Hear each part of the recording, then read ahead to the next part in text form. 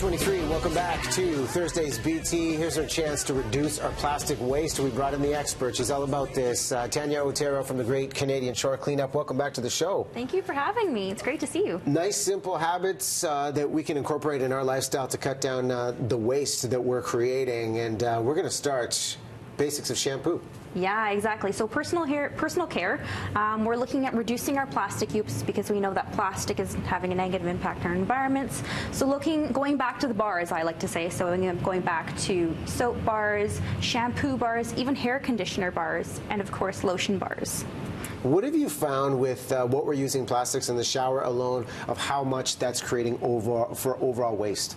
Well, if you're thinking about the number of soap bottles, shampoo bottles, and again, all of those items that you have under the kitchen sink, those plastic bottles can accumulate over time. And we know that plastic doesn't break down, it just breaks up into smaller and smaller pieces. And unfortunately, those plastic pieces persist in our environment for years to come. So the big part of reducing your plastic use is that on the plus side, you're helping the environment, right? So reducing plastic means that there's less plastic in the waterways, less plastic being found on our shorelines. It's just great benefits all around. Simple start in the shower has a massive impact overall for the environment. Takeaway containers, what's your suggestion here? Takeaway containers are really easy to replace. Often they come with plastic or styrofoam containers.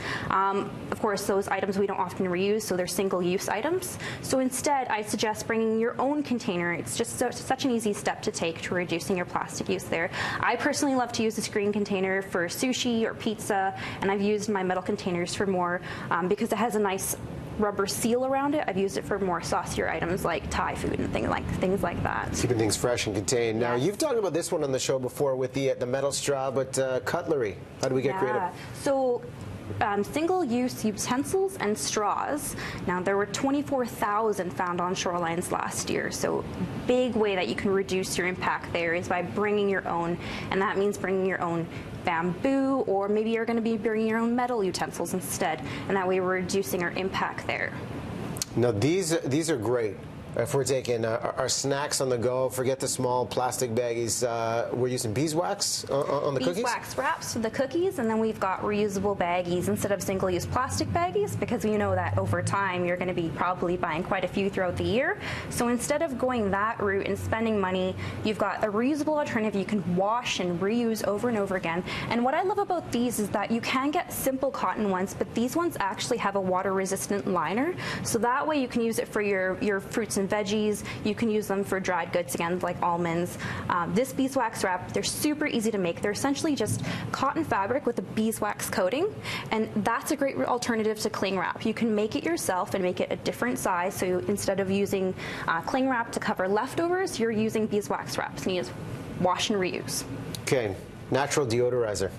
Room deodorizer. So I love looking in my house to see what I already have to replace items that would otherwise come packaged in plastic. Now, room deodorizers are super easy to make. Instead of buying those bottled versions that might not be the best for our health, we can look for lemon peels, cloves, cinnamon, different types of ingredients like that. I personally love using a peppermint essential oil mixed with rosemary essential oil to make a nice freshener. And composting, what can we do with the lining? Yeah, so with the City of Vancouver's waste reduction strategy to potentially ban plastic bags, and hopefully everyone's already not taking a plastic bag when they go to the grocery store, compost bin liners or as well as waste bin liners, so just for your general garbage. If you're already composting, most of the trash in your waste bin is already dry, so why not use a reused newspaper to contain the trash instead of a plastic bag? You're making the idea of reducing waste easy for us. Tanya, thanks so much. ShorelineCleanup.ca is the website to get more ideas along these lines. Great to have you back here on the show. Nice to be back. Thank you.